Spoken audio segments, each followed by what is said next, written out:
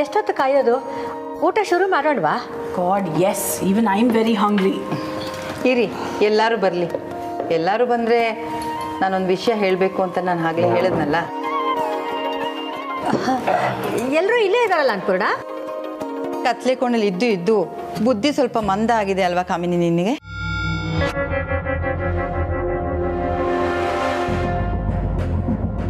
ಕಮಲಿ ಇಲ್ಲ ಅಂತ ಕಾಣಿಸ್ತಾ ಇಲ್ವಾ? ಅತ್ತೆ ಮರೆ, ಅವ್ರಿಗೆ ಹಸುವಾಗೈತೆ ಅಂದರೆ ಅವ್ರು ಶುರು ಮಾಡ್ಕೊಳ್ಳಿ ಬಿಡಿ.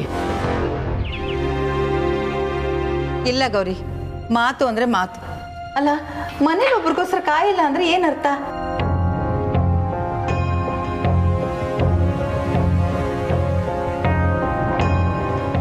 ಮುಂದೆ ಯಾವತ್ತಾದರೂ ಮನೆಯವ್ರಿಗೆ ತೊಂದರೆ ಆದರೆ ಸಹಾಯಕ್ಕೆ ಬರಲ್ಲ ಅಂತನಾ?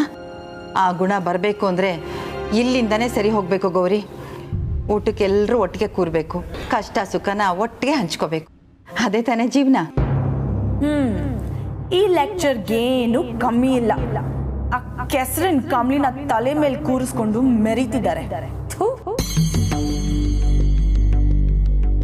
ಸಂಸಿ ಅಜ್ಜಿ, ಅಪ್ಪ ಏನು ಔಷಧಿ ಎಲ್ಲ ಎತ್ ಮಾಡಕ್ತಿದ್ದೆ.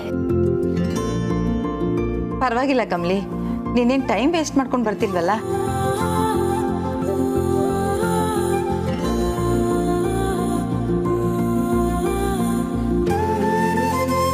ಅಪ್ಪಯ್ಯ, ಕೆಂಪು ಡಬ್ಬಿಲಿರೋ ಮಾತ್ರ ಎಲ್ಲ ಮಧ್ಯಾಹ್ನ ಊಟ ಆದ್ಮೇಲೆ ತಗೋಬೇಕು. ನೀಲಿ ಡಬ್ಬಿಗಿರೋದು ರಾತ್ರಿಗೆ. ಕೆಂಪು ಮಧ್ಯಾಹ್ನ, ನೀಲಿ ರಾತ್ರಿ. ಚಂದ್ರು ಸರ್ ಮರಿಬೇಡಿ.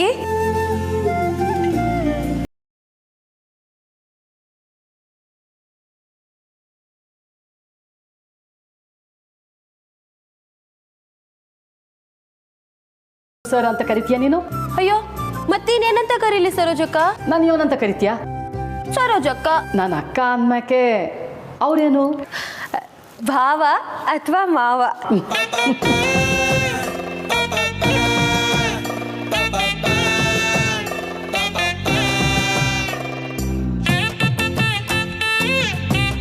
ದಿಢೀರಂತ ಹಂಗೆಲ್ಲ ಕರಿಯೋಕೆ ಆಗಕ್ಕಿಲ್ಲ. ನಿಧಾನಕ್ಕೆ ರೂಢಿ ಮಾಡ್ಕೊತೀನಿ. ಸರಿನಾ ಚಂದ್ರು ಸರ್ ಮಾವ?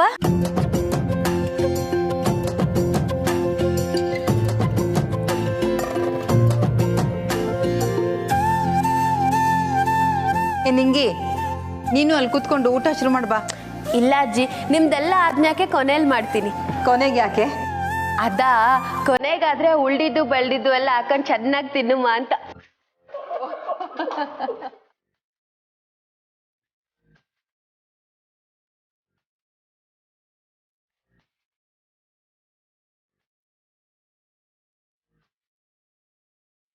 ಏನೇ ಕಮ್ಲಿ, ನೀನ್ ಗೆಳ್ತಿನೇ ಬಿಟ್ಟು ಊಟ ಮಾಡ್ತೀಯಾ? ಇರು ನಿಂಗಿ, ಬಂದೆ. ನೀವೆಲ್ಲ ಊಟ ಮಾಡ್ತೀರಿ, ನಾನು ಆಮ್ಯಾಕೆ ನಿಂಗಿ ಜೊತೆ ತಿಂತೀನಿ.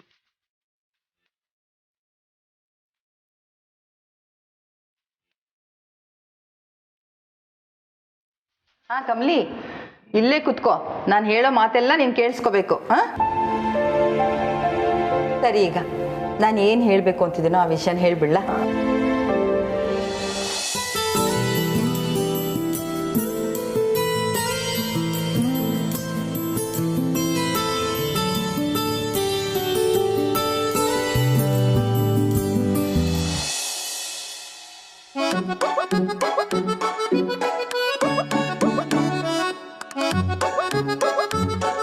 ತಾರ, ನಾಳೆ ನಾವೆಲ್ಲ ಚಂದ್ರಕಾಂತ್ ಮನೆಗೆ ಹೋಗ್ತಾ ಇದ್ದೀವಿ. ಎಲ್ಲರೂ ಅಂದರೆ? ಎಲ್ಲರೂ ಅಂದರೆ ನಾವೆಲ್ಲರೂ.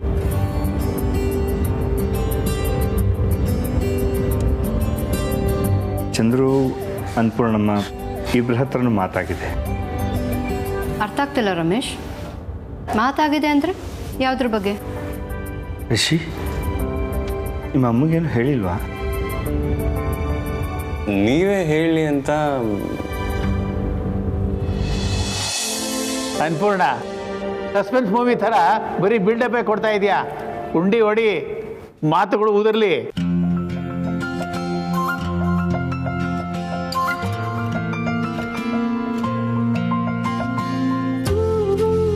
ನಾಳೆ ನಂದಾ ಫ್ಯಾಮಿಲಿಯವರು ನಮ್ಮನೆಗೆ ಬರ್ತಾ ಇದ್ದಾರೆ.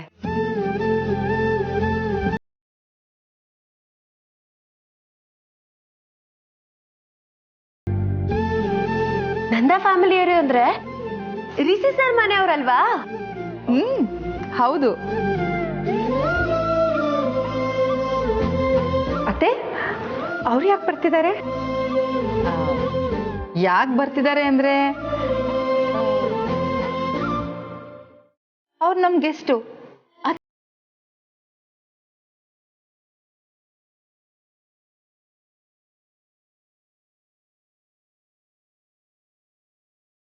ಅತ್ತೆ ಮರೆ, ಊರ್ಮಿಳ ಕೇಳ್ತಾ ಇರೋದು ನಾಳೆಗೆ ಏನು ವಿಷಯ?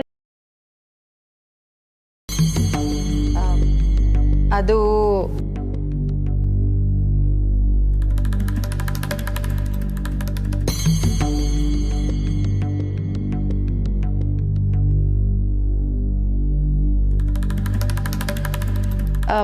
ಏನೋ ಗೊತ್ತಿಲ್ಲ, ನಾಳೆ ಏನೋ ಮುಖ್ಯವಾದ ವಿಚಾರ ಮಾತಾಡಬೇಕು ಅಂದರು, ಅದಕ್ಕೆ ಬರ್ತಿದ್ದಾರೆ.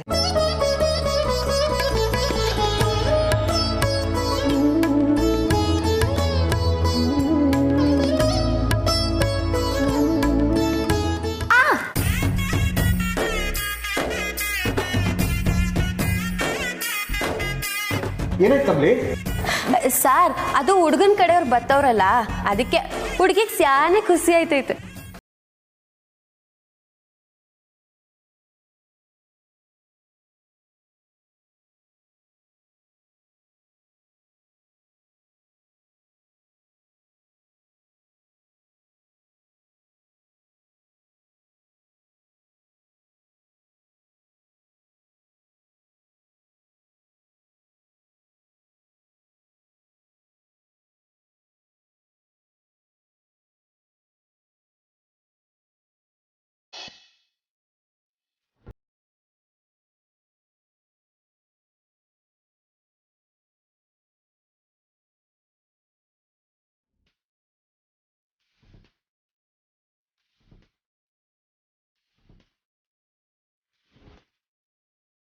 ಬೇಬಿ,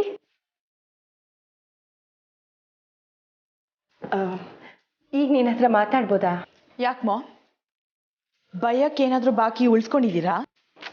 ಬೇಬಿ ಪ್ಲೀಸ್, ನಾವು ಹೀಗೆ ಮಾತಾಡದೇ ಇದ್ರೆ ನಮ್ಮಿಬ್ಬರ ಮಧ್ಯೆ ಇರೋ ಅಂತರ ಇನ್ನೂ ಜಾಸ್ತಿ ಆಗುತ್ತೆ. ಆಮೇಲೆ ನೀನೊಂದು ಮೂಲೆ ನಾನೊಂದು ಮೂಲೆ ಅಂತ ಕೂರ್ಬೇಕಾಗುತ್ತೆ. ಹಾಂ, ಅದೇ ಅಲ್ವಾ ನಿಮಗೆ ಬೇಕಾಗಿರೋದು? ಆಗಿದ್ದಾಯ್ತು ಬಿಡು ಬೇಬಿ, ಈಗ ನಾನೇ ಸಮಾಧಾನ ಆಗೋಣ ಅಂತ ಬಂದಿದ್ದೀನಿ ತಾನೆ. ಇನ್ನು ಸಮಾಧಾನದಿಂದ ಇದ್ರೆ ಸಮಾಧಿನೇ.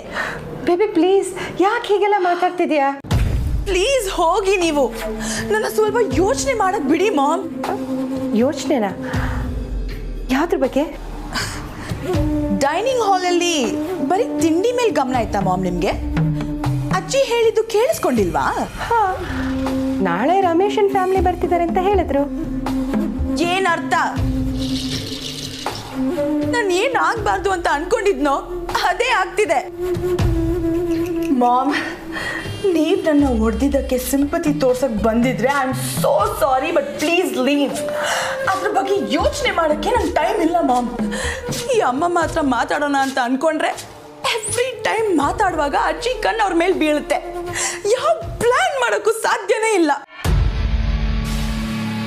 ಯಾಕೆ ಇಷ್ಟೊಂದು ತಲೆ ಕೆಡ್ಸ್ಕೊಂಡಿದ್ಯಾ ನೀನು? ಏನಾಯ್ತು ಬೇಬಿ? ನಾಳೆ ನಮ್ಮ ಮನೆಗೆ ರಿಷಿ ಅಂಡ್ ಫ್ಯಾಮಿಲಿ ಯಾಕೆ ಬರ್ತಿದ್ದಾರೆ ಅಂತೀರಾ? ಕಮಲಿ ಮತ್ತೆ ರಿಷಿ ಎಂಗೇಜ್ಮೆಂಟು ಇಲ್ಲ ಮದ್ವೆ ವಿಷಯ ಮಾತಾಡಕ್ಕೆ ಬರ್ತಿದ್ದಾರೆ. ಅದೇ ನೀನು ಹೇಗೆ ಹೇಳ್ತಿದ್ಯಾ? No chance. ಅವ್ರು ಸುಮ್ಮನೆ ಹೀಗೆ ಕ್ಯಾಶುವಲ್ ಆಗಿ ಮಾತಾಡೋದಕ್ಕೆ ಬರ್ತಿರ್ಬೋದು. ನನ್ನ ಟೆನ್ಷನ್ ನಿಮ್ಗೆ ಯಾರಿಗೂ ಅರ್ಥ ಆಗಲ್ಲ. Just leave mom. ನನಗೆ ಅರ್ಥ ಆಗತ್ತೆ ಬೇಬಿ.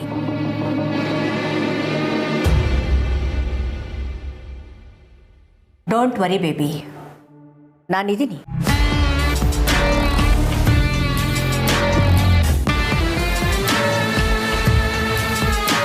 ಎಲ್ಲ ನೋಡ್ಕೊತೀನಿ. ಓಕೆ?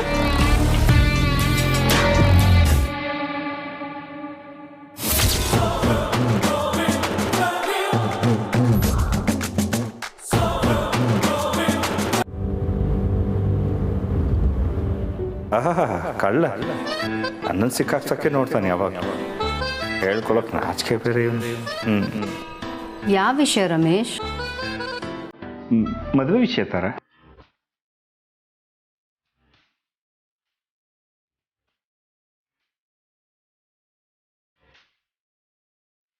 ರಿಷಿ ಮತ್ತು ಕಮಲಿ ನಿಶ್ಚಿತಾರ್ಥದ ಪ್ರಸ್ತಾಪ ಇಟ್ಕೊಂಡು ಹೋಗ್ತಾ ಇದ್ದೀವಿ.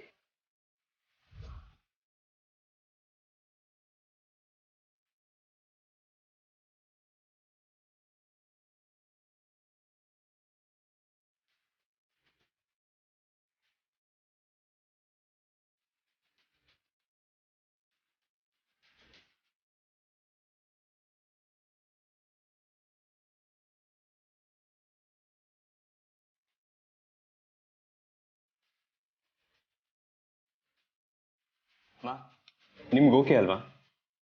ಸಡನ್ ಆಗಿ ಹೇಳಬೇಕು ಅನ್ನೋದು ನನ್ನ ಉದ್ದೇಶ ಅಲ್ಲ. ಸಣ್ಣ ಸರ್ಪ್ರೈಸ್ ಇರಲಿ ಅಂತ ಹೀಗೆ ಮಾಡಿದೆ. ನಿಮ್ಗೆ ಹ್ಯಾಪಿ ಅಲ್ಲ?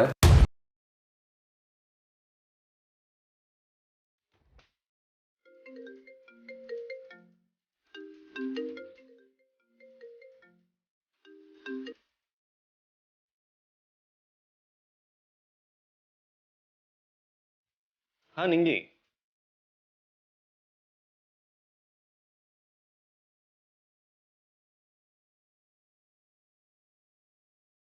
ಯಾವುದೇ ಕಾರಣಕ್ಕೂ ಈ ಮದುವೆ ಮಾತುಕತೆ ಆಗೋದಕ್ಕೆ ನಾನು ಬಿಡಲ್ಲ ರಮೇಶ್.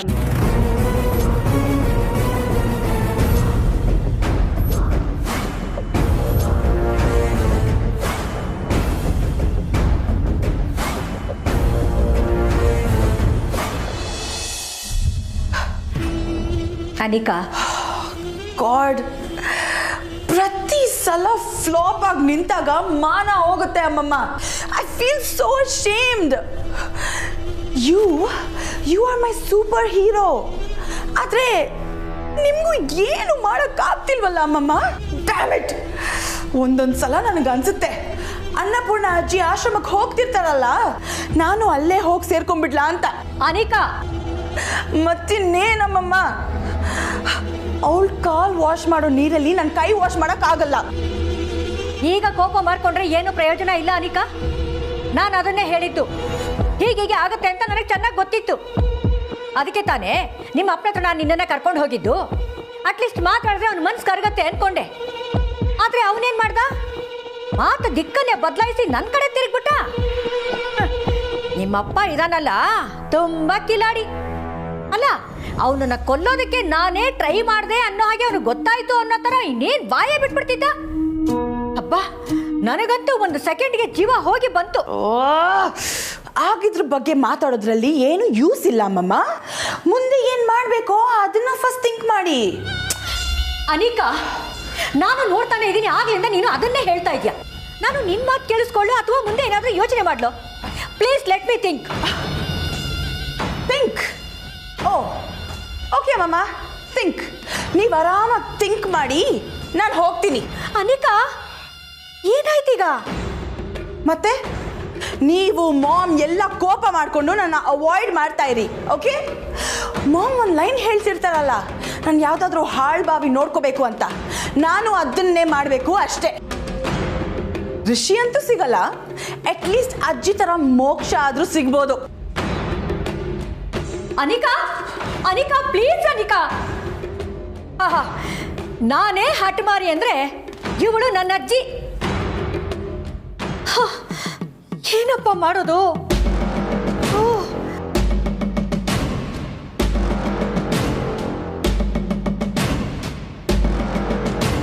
ಇದು ನಮ್ಮ ರಿಷಿ ಲೈಫ್ ಪ್ರಶ್ನೆ. ನೀನು ಹೀಗೆ ಮಾತಾಡಿದ್ರೆ ಹೇಗೆ? ಅದೇ ಕಾರಣಕ್ಕೇನೆ ಹೀಗೆ ಮಾತಾಡ್ತಿರೋದು. ಗೊತ್ತಿದ್ದು ಮಗನ ಕೆಂಡ ಗುಳಿ ನೂಕೋಕೆ ನನ್ನಿಂದಾಗಲ್ಲ. ಏನಂತ ಮಾತಾಡ್ತಿದ್ಯಾ ತಾರಾ ನೀನು? ಅವ್ನು ಇಷ್ಟಪಟ್ಟು ಬದುಕನ್ನ ಅವನು ಕೊಡೋದ್ರಲ್ಲಿ ತಪ್ಪೇನಿದೆ? ರಿಷಿ ಕಣ್ಣಲ್ಲಿ ಕಟ್ಟಿ ಕಾಡಲ್ಲಿ ಬಿಟ್ಟಿದ್ದಾಳೆ ಅವಳು. ಅವಳು ಮಾತನ್ನು ಮೀರದೆ ಎಲ್ಲದಕ್ಕೂ ತಲೆ ಆಡಿಸ್ತಾನೆ ಇವನು. ಈ ವಿಷಯದಲ್ಲಿ ರಿಷಿಗೇನು ಗೊತ್ತಿಲ್ಲ ರಮೇಶ್. ಕಮಾನ್ ತಾರಾ, ಅವರೇನು ಚಿಕ್ಕ ಮಕ್ಕಳಲ್ಲ. ತನ್ನ ಫ್ಯೂಚರ್ ಬಗ್ಗೆ ನಿರ್ಧಾರ ಮಾಡ್ಕೊಳ್ಳೋಷ್ಟು ಮೆಚೂರ್ ಆಗಿದ್ದಾನೆ ನಮ್ಮ ರಿಷಿ. ಸೀರಿಯಸ್ಲಿ? ಹಾಗಾದ್ರೆ ಇದನ್ನೆಲ್ಲ ನನ್ನ ಹತ್ರ ಯಾಕೆ ಹೇಳ್ತಿದ್ದೀರಾ? ಅವ್ರಾಗ ಅವರೇ ಡಿಸಿಷನ್ ತಗೊಂಡು ಮುಂದಕ್ಕೆ ಹೋಗ್ಲಿ ಬಿಡಿ. ತಾರಾ, ರಿಷಿ ಈಗಲೂ ತುಂಬ ಪ್ರೀತಿ ಗೌರವದಿಂದ ಈ ವಿಷಯ ನಿನ್ನ ಹತ್ರ ಮಾತಾಡಬೇಕು ಅಂತಿದ್ದಾನೆ. ಮತ್ತೆ ನೀನು ಒಪ್ಕೋತೀಯ ಅನ್ನೋ ದೃಢವಾದ ನಂಬಿಕೆ ಅವನಿಗಿದೆ. ಆ್ಯಕ್ಚುಲಿ ಇದು ಅವನು ನೀನು ಕೊಡ್ತಿರೋ ಸರ್ಪ್ರೈಸ್ ಅಂತ ಅಂದ್ಕೊಂಡಿದ್ದಾನೆ. ಅವಳಿ ಮನೆಗೆ ಬರೋದು ನನ್ನಿಂದ ಒಪ್ಪಕ್ಕಾಗಲ್ಲ ರಮೇಶ್. ಸ್ಟಾಪ್ ಇಟ್ ತಾರಾ. ಯಾಕೆ ಕಮಲಿ ಮೇಲೆ ಇಷ್ಟೊಂದು ದ್ವೇಷ ಸಾಧಿಸ್ತೀಯ ನೀನು? ಎಲ್ರಿಗೂ ಗೊತ್ತು ಕಮಲಿ ಎಂಥ ಒಳ್ಳೆ ಹುಡುಗಿ ಅಂತ. ಆದರೆ ನಿನ್ನ ಕಣ್ಣಿಗೆ ಮಾತ್ರ ಅವಳು ಕೆಟ್ಟವಳ ಕಾಣಿಸ್ತಾಳೆ. ಹಾಂ,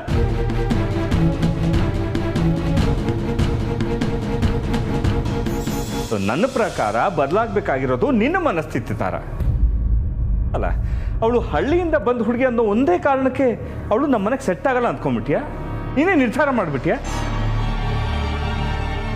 ಇಸಂತಾರ, ಇವತ್ತು ನಾನಿನ್ನೂ ನಿನ್ನ ಕಣ್ಮುಂದೆ ಇದ್ದೀನಿ ಅಂದರೆ ಅದಕ್ಕೆ ಕಾರಣ ಕಮಲಿ. ಇವತ್ತು ನಮ್ಮ ರೋಹಿತ್, ಹಾಸಿನಿ ಖುಷಿಯಾಗಿದ್ದಾರೆ ಅಂದರೆ ಅದಕ್ಕೂ ಕಾರಣ ಕಮಲಿನೇ. ಆದರೂ ನಿನ್ನ ಹಠ ಬಿಡ್ತಿಲ್ಲ ಅಂದರೆ ಐ ಕಾಂಟ್ ಬಿಲೀವ್ ದಿಸ್.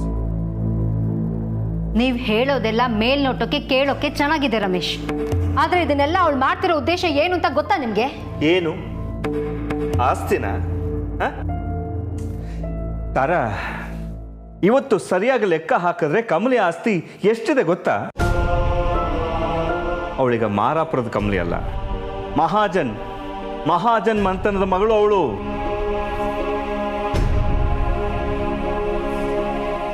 ಹೋಗ್ತಾರ, ಇಲ್ಲಿ ತನಕ ನಿನಗೆ ನೋವಾಗಬಾರ್ದು ಅಂತ ನಾನು ಸಾಕಷ್ಟು ವಿಷಯಗಳನ್ನ ಸಹಿಸ್ಕೊಂಡು ಬಂದಿದ್ದೀನಿ, ಒಪ್ಕೋತಾ ಬಂದಿದ್ದೀನಿ.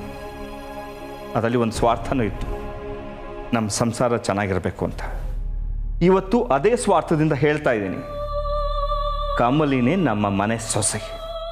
ಓಕೆ, ನಿನಗೆ ಬರೋಕ್ಕಿಷ್ಟ ಇಲ್ಲ ಅಂದರೆ ನೋ ಪ್ರಾಬ್ಲಮ್, ನೀನು ಬರೋದು ಬೇಡ.